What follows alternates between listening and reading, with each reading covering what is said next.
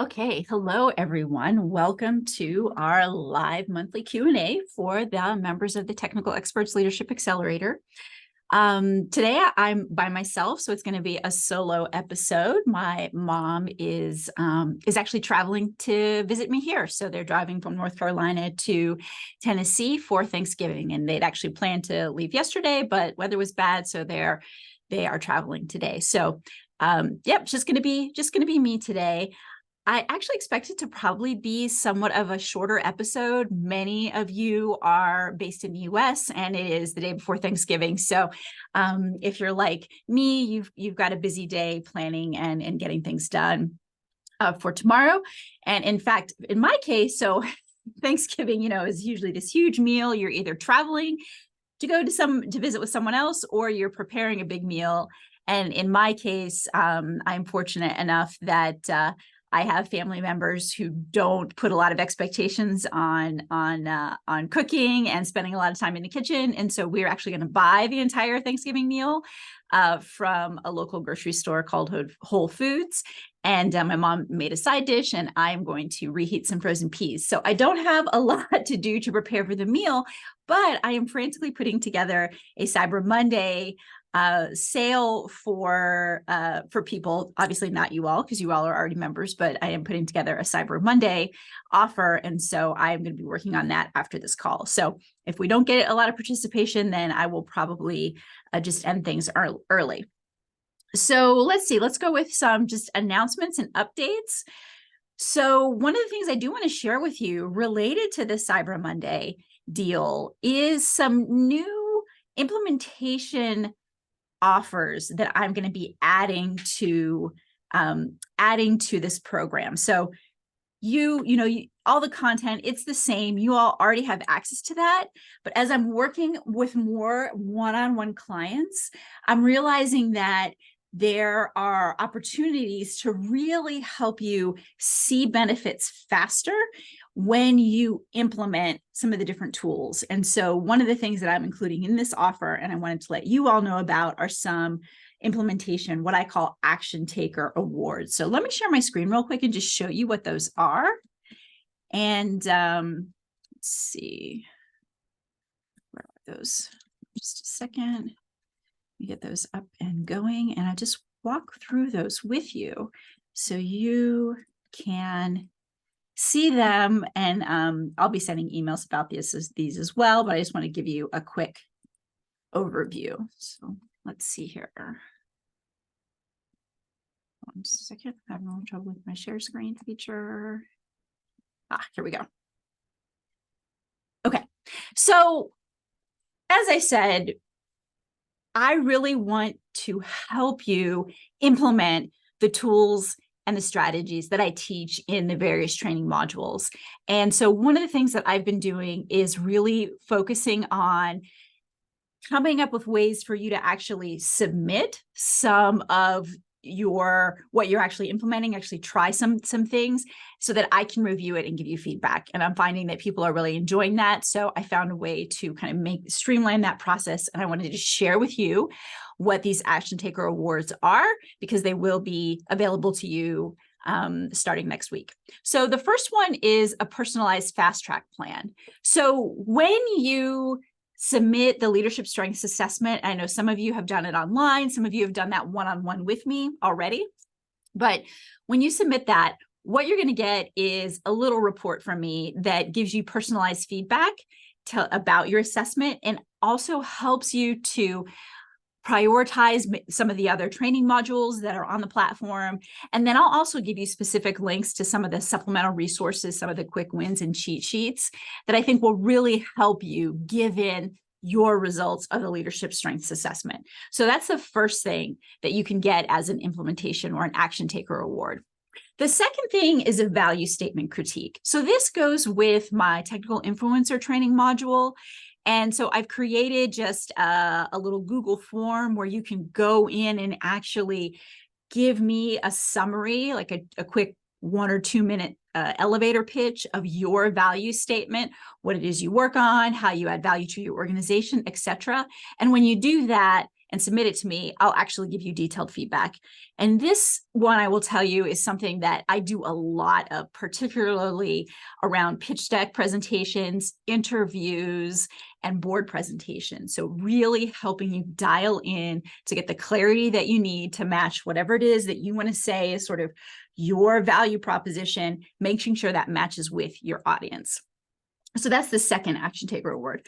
The third thing is actually completely new. So when I work with people on the networking module, the Infinite Network module, most people say, okay, I understand what I need to do. I really, I have a methodology now. I'm not afraid to reach out to people, but I still feel like I don't have enough time. And so if you go through the module and you actually submit to me your network map, so just a kind of a summary of who the different people are, the different types of people that you would like to build as advisors and mentors and sponsors in your own professional network. When you submit that to me, I'm going to give you a productivity booster kit. So this is actually a 30-page toolkit that's got several exercises that really helps you to dial in your productivity gaps. So you're going to figure out how to maintain high energy levels. You're going to figure out how to overcome procrastination. You're going to figure out how to get into this elusive flow state, and several other real strategies that are going to help you, for lack of a better word, find additional time that I hope you will use towards building your network. Because all I'm asking for is about 30 minutes a month for you to really invest in what is ultimately going to end up being probably the most important asset in your professional toolkit, is a powerful network of people who are constantly championing you. And then the last Action Taker Award is going to be a private 20-minute coaching session with me. Now, I know I've offered coaching sessions in the past, and some of you have taken me up on them and some of you haven't.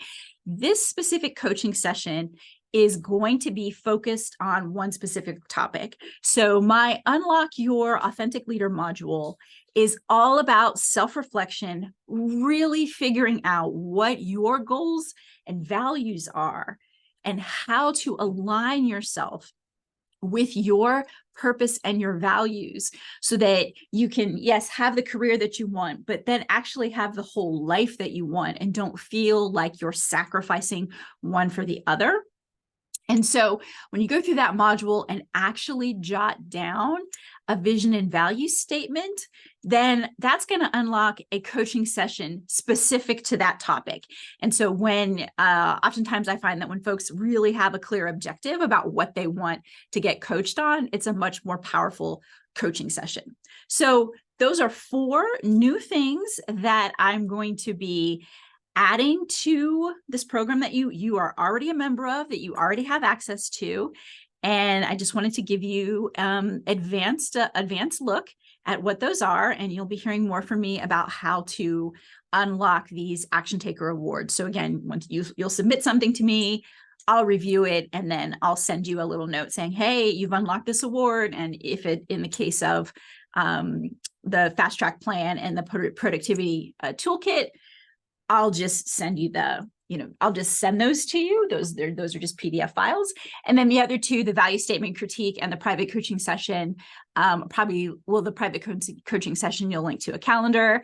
And then the value statement critique, I will, send you some notes, and that might require a little iteration, a little communication between the two of us to make sure that you fully understand my feedback. So that's just the announcement for what's coming up in the accelerator. Okay, so what else? Let's see what happened in the accelerator. I'm trying to think. So I added a summary of how to get into flow state. So this is a topic that keeps coming up over and over again. So why is flow state important? So when we talk about productivity, I think about it in 3 levels. So level 1 is, am I working on the right things? This is around goal setting, prioritization, etc. And that's really what the achievement advantage is designed to kind of help you do. The second level is just task management. It's about, okay, do I know how to prioritize tasks? Do I know how to estimate how long it's going to take to do those tasks? Can I put them on my calendar and then actually, do them and get things done and do a weekly review and check? So that's kind of level 2. Level 3 is, okay, I know what I need to do. I scheduled time to do it, but I just can't get myself to focus on what I need to do. I want to procrastinate, or I want to, I'm really distracted. I'm just having trouble really focusing and getting into the zone, or what's called flow state, where you are just, you're working, you have this high energy level, you're concentrating intently. And so what I just posted inside of our inside the platform as a resource, as a quick win, is a few steps about how to get into a flow state. So take a look at that if that's something that you struggled with, and hopefully you will find that helpful. Okay, so that's what happened over the last month. That's what's coming up. So now I'm going to just jump into the Q&A. I do have a few questions here, and as I said, if we get done early, then we'll just get done early, and we'll have a nice holiday. So okay, so the first question is, I am going to conferences. I'm going to a conference, and I am very shy. I'm nervous about how to interact with people.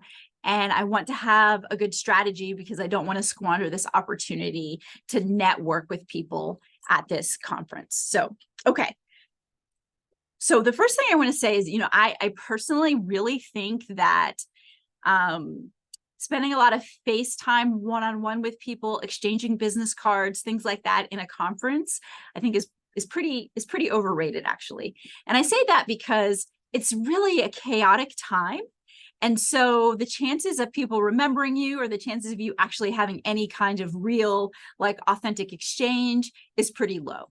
So what I want you to focus on with conferences is really making an initial introduction, or identifying people that you want to follow up with later, but really focusing your relationship building on after the conference. So during the conference, I think if you really want to introduce yourself to people, some easy ways to do that is to go up to speakers. So if you sat in somebody's presentation, an easy kind of icebreaker is, congratulations on your presentation. I thought it was really good. I really liked your point about X, or I have a question about Y. But those are sort of easy icebreakers if you find yourself really wanting to kind of mix and mingle with people and are struggling to do that, struggling to figure out how to do that. So talking to speakers, both in technical presentations, but also keynotes, others. But just starting with a question can be an easy icebreaker. The other thing you can do, or what I would recommend you do, is, depending on the conference that you're at, oftentimes they have this conference proceedings, either book or it's probably online. You get names of speakers. And those are people that I think you should follow up with on LinkedIn. I think that you can do the same thing. You can even, you can just type up a little note saying, hey, I really enjoyed your presentation at such and such conference. I'm looking forward to putting you, I'm glad to have you in my professional network. And just send those as connection requests, because then one, it's outside of the chaos of the conference. So people are much more likely to remember, maybe, and say, oh, well, what did you like about the presentation or whatever? You can have like this exchange and dialogue with people, because now people are just back at their offices and they're a little bit more relaxed. And it's much easier to do that than trying to sort of stand out over like just the din of all the people in the conference. So I just strongly recommend you do that. So just so you know, I think there's about 125 connection requests you can make in a week. So that's plenty of time, plenty of opportunity to reach out to people. And then once you've done that, you can just follow up with them, really using the networking, the Infinite Network outreach, that engage and nurturing strategies that I give you in the Infinite Network. But the first part, so the conference really is focused on engaging. And again, I think the engaging during the conference, trying to sort of stand out among the crowd, is tough. So you can use that maybe just to make a quick introduction, maybe to collect names and business cards to follow up with later. But I really think that you can get a lot out of understanding who you want to engage with, getting their name, and then doing the heavy lifting of meeting them and building relationship with them actually on LinkedIn. So that's how I would recommend that you do it. So the next question is, I have somebody on my team that has a performance issue, and I want to understand the best way to communicate that to them. And so the performance issue in particular is, I'm finding that they're being a little bit short or a little bit terse in meetings, like team meetings, and it's kind of, bristling people. And then also there was one time recently where they were short with a customer. So how should I handle this? Okay. So first of all, I absolutely think that you need to address it as quickly as possible. So do not wait till the performance review. Unless your performance review happens to be tomorrow, do not wait till a performance review to let somebody know that you have a concern about their behavior, because performance reviews are much more about summarizing a year's worth or 6 months worth of performance feedback and aligning on what was done and aligning on the future. It's not a place to surprise people, or, then it absolutely should not be the first time that somebody's hearing particularly a concern. Okay. So do not wait for a performance review. I would address it immediately in your next one-on-one. So hopefully you've been following me for a while and you are doing weekly one-on-one meetings with your direct reports. And so I would address it in your very next weekly one-on-one. And then, you can decide on the amount of the tone and amount of seriousness that you want to give to this issue. So, if it's only happened 1 or 2 times and it maybe is something that is new for someone, then you may just want to say, hey, I've noticed that you've been a little bit short in a couple of meetings. Some of your colleagues have noticed it as well. A customer has noticed it. That's not like you. Can we talk a little bit? Tell me what's going on with you, because that's something that I would like you to get back to being your cordial and relaxed self. So when you do it that way, that's one, saying, okay, I see it, and 2, saying, this is new. This is something we're observing. I'm more concerned about you and what I can do to help you. That's kind of my primary concern. So that's a kind of a lighter way to address it. Another way to say it is a little bit more serious. So, hey, over the last couple of whatever instances, I have noticed that you have been terse to me and your colleagues and a customer recently. And that is, as you know, we, our strategy or our values are to be cordial, and particularly with customers. And so I'd like to discuss this with you and figure out what we can do to remedy the situation. That's a little bit more of a serious, I think that way, saying it that way, is probably going to get their attention a little bit more. So you have options to do that. What I do not suggest you do is to just wait. One of the things that I find a lot of leaders, even seasoned leaders, do is they talk themselves out of having the conversation that I just shared with you. They're like, oh, it's not that big of a deal. Oh, it's just me.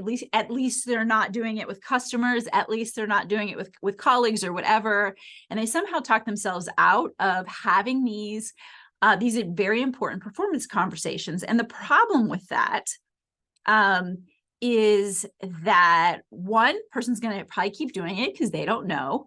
And two, even though you may say, oh, it's no big deal, you probably don't actually mean it. What's probably really happening is that you are building this resentment and anger towards this other person. And by the way, you're not hiding it. Okay. So these kinds of feelings, they manifest themselves in, offhanded comments and sarcasm and things like that. So the other person knows, hey, boss is upset with me. They have no idea why, because you haven't told them. And then what ends up happening is you may end up erupting or taking like a very severe action, because in your mind, this has been going on and going on and going on. But for the person, they have no idea. They had no idea that this was happening. And so it seems like this huge overreaction to something that just happened recently, because you've been letting it build and build and build, while meanwhile the other person is totally unaware. And that's really how you can break really good relationships with people. You might have a great employee, but they're doing this small little thing. It's nagging, it's nagging, it's nagging. You don't say anything. And now all of a sudden your perspective on somebody who was, just 3, 6, 9 months ago, your best employee, has completely changed. They're completely unaware of it. And now you're in a bad situation. So do not do that. It's much better to just raise it immediately. Again, you can set in your weekly one-on-ones. That's what those meetings are. That's one of the objectives of those meetings, is to talk about those things. Again, you can set the tone. Is it just hey, I've observed this and I'd like us to talk through it? Or, hey, we're observing this and it's a problem. You can decide the tone that you want to use, but it really needs to be addressed immediately. Don't talk yourself out of doing it. It's a challenging conversation, and it needs to be done. That's what leadership is about, and it needs to be done as quickly as possible. Okay. This says, so I'm interested in pursuing a degree program. I have a couple different options, and I have tuition assistance from my employer, and I'm not quite sure how to select the best program. Okay, so first of all, congratulations. I mean, I think it's great if you have tuition assistance from your employer. That's great. And you're interested in going back to school. I would put this question very similar to maybe thinking about different job ops. So people are job seeking and they're looking for different jobs and they're not quite sure which option to select. I personally think the best way to get clarity on these sorts of things is to talk to people who are actually in the programs. And so in the case of university programs, depending on where you are and what kind of program you're in, you can reach out to the people in admissions and see if they'll put you in contact with an alumni or with a current student who's in the program. Most programs will do that. And in fact, I know at least the executive MBA that I did at MIT, I mean, they have this huge roster of alumni who are willing to sing the praises of the program, and also tell you the honest truth about it. And so, somebody reaches out to the admissions people and they say, okay, I'm interested. Can I talk to somebody? And then they take down a little bit more information about you and your profile, and then they match you pretty closely with somebody who had the similar maybe background than you that went through the program. So I would absolutely suggest that you do that. So that's a formal way of getting some information about the program. The other thing, if you know any alumni or know people who know an alumni, you can do that informally as well. You can just reach out and say, hey, I'm looking into this program. Would you be willing to spend 30 minutes with me to tell me about your experience and tell me about, the kind of roles that you're looking to go into, or the kind of role that you have? I think that's really going to be the best way, I think, to help you get some clarity about which of these programs that you also want to join. Now, the other piece of that is your own personal interests. And so if you can do some just career exploration yourself, some likes and dislikes. I think the Unlock Your Authentic Leader training has got some great things about, exploring your interests that might help you. And then the perfect day visualization exercise also is a way to just kind of explore your interests. And once you have some clarity internally on yourself about what you care about and what you're interested in doing, and then you can see which of these programs match what I'm interested in doing. So that's how I would pursue it. It's really talking to people, because that's how you're going to get the best information. Because I can tell you, as somebody who makes brochures, I try my best to be both accurate and also to paint, my programs in the best light. And it still doesn't tell you what it's really like to work with me, what it's really like to view my training and things like that. So there's a limitation to what you can read on a website or what you can read in a brochure. And if you really want to know, well, what's it like day to day and what do these people really like? And then you really have to get in there and talk to people, try to take a tour if you can, and etc. So that's how I would approach that, getting clarity on yourself and then getting real in-depth view of the different programs through talking to people, going on site if it's possible, and getting information beyond just what's in the brochure. Okay. Yeah, so it's like, what is your reaction to OpenAI, to what's going on with OpenAI? So I did post something on LinkedIn earlier this week. So for those of you who don't know, OpenAI, it's the startup behind ChatGPT. It's a tech startup. I mean, it's been in the news daily for the past year, because the ChatGPT generative AI chatbot has really first of all sparked a lot of just curiosity and interest, and then there's a lot of tech companies that are building on top of this kind of large language models, so they think it could be a real breakthrough technology. So anyway, that's my quick synopsis of ChatGPT. And so if you've been following it or if you use it, fine. But last week, actually over the weekend, they had this huge internal kerfuffle because the board summarily fired the CEO with no warning, no real explanation, no consultation of critical stakeholders, investors, etc. And then I believe, if I read the news correctly, they even did it over Zoom.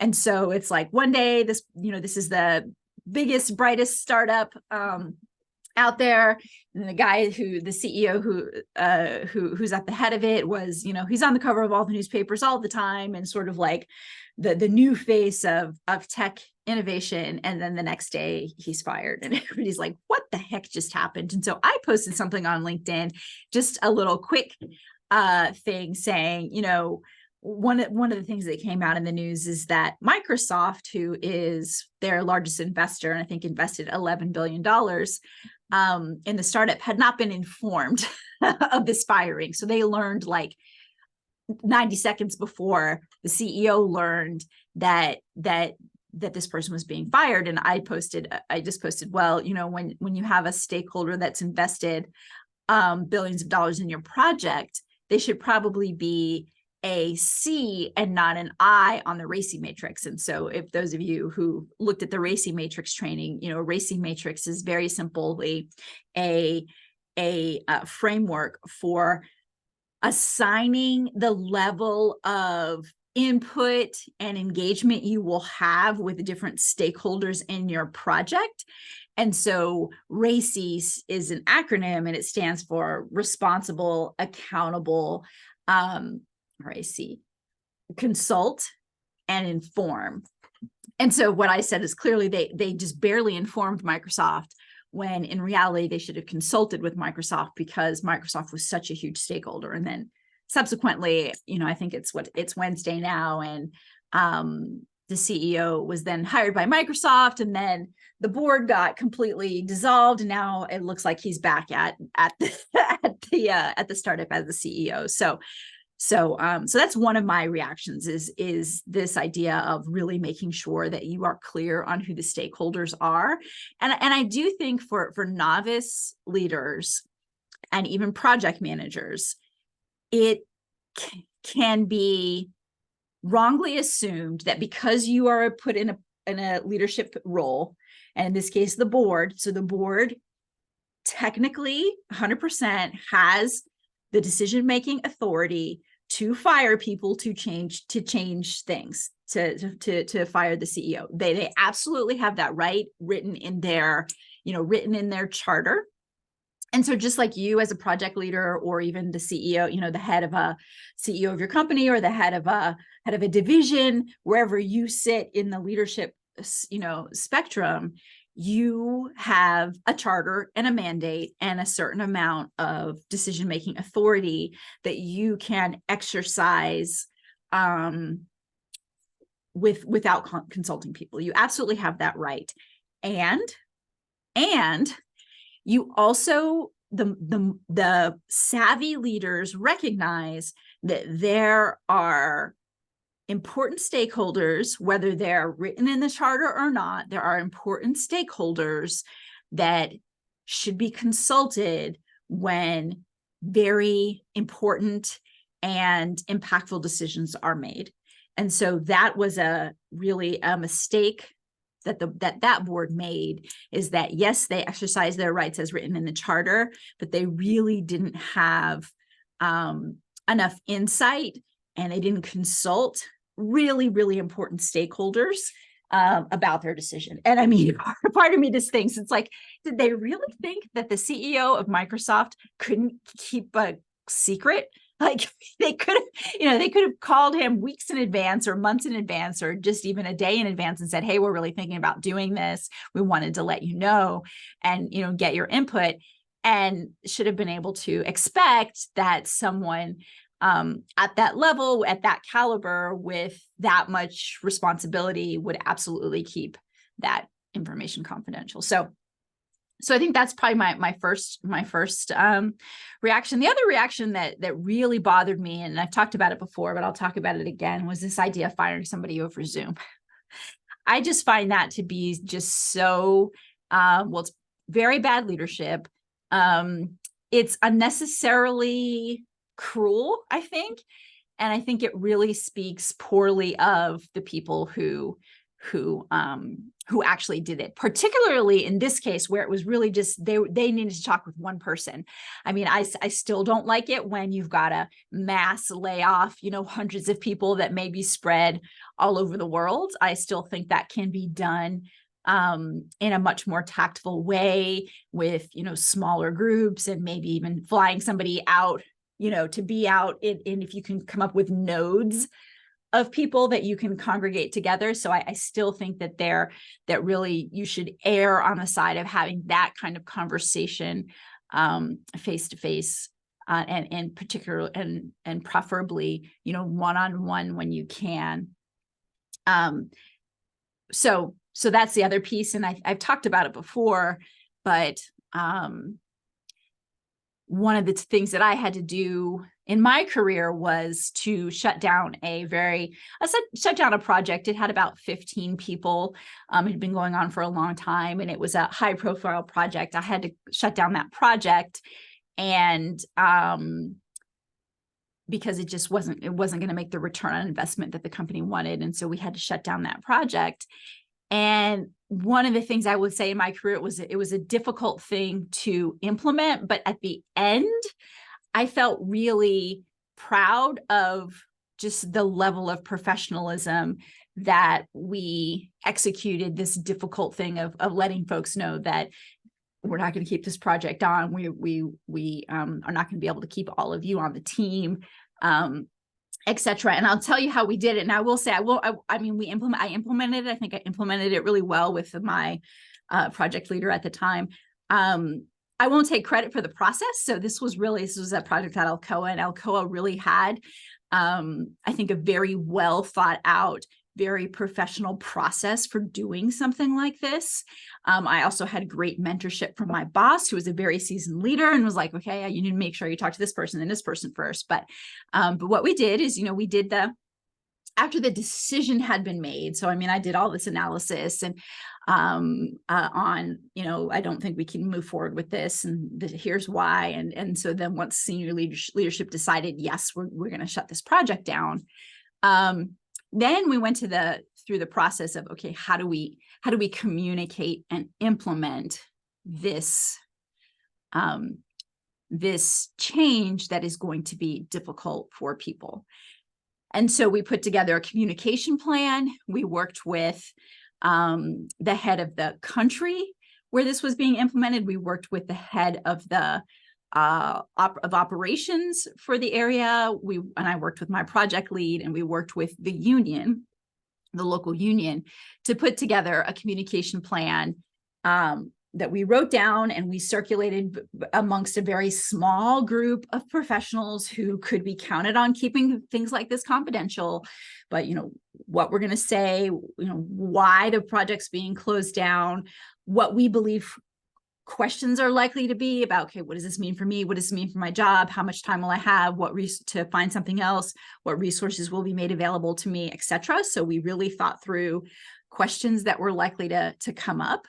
And then we obviously made sure it was translated into the local language. So this was in Europe. So we had to translate this into Norwegian.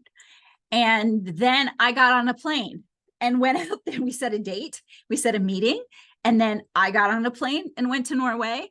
The person who was in charge of sort of that region got on a plane or a train, I don't know where he was, and met us there. And then the project lead was there. And so then the project lead communicated our communication plan in Norwegian. Then I followed up and, shared my remarks. And then the country leader was there, and he shared his remarks. And then, we did it, and we answered the questions as best we could, and we did it. And, I think that, as I said, it was a challenging thing to do, but I was I was impressed with Alcoa's process, and I was pleased with the way that we executed this challenging communication situation. And it was interesting. At the end, the country manager came over to me and my project manager, and he said, I don't know if you know this, because one of, he spoke in Norwegian and I spoke in, and he said, you two actually said the exact same thing. You carried that message, and it was important to see, all the leadership, for me to be there, and for them to not be confused about what's going on. And so I think that is, that's the other piece to this OpenAI situation that I felt like could have been handled much, much more professionally. And you see, when you don't handle it that way, there were all these questions about, what's this mean? And I think there was essentially a revolt among employees. And they, I think 99% of them signed a letter saying, if you don't fix this, we're all going to quit. And then I think by the time Wednesday rolled around, which is today, they had reinstated the CEO and fired the board. So that's just the other kind of takeaway that I have about the whole thing is, one, governance and decision making and consulting with important stakeholders, and the other is communicating challenging situations layoffs, project shutdowns, things like that in a much more professional manner that not only takes people's dignity into account, but also gives them clarity and answers. You can answer what are likely to be common questions that will come up. So that's my take on that. So that is all I have prepared, the questions that you all sent me. So with that, I'm going to stop the recording and we're going to call it a wrap. I will stay on. So we have about 20 minutes left. I will stay on in the off chance that somebody jumps on and has a question for me. I will keep this line open. We'll kind of just convert this into open office hours. But until then, if you celebrate Thanksgiving, then I wish you a very happy Thanksgiving. And otherwise, we will see you next month in our December coaching, our December Q&A. And just give me 1 second. Let me check the date on that. That is going to be on December 20th. All right. I'll see you then. Take care. Bye.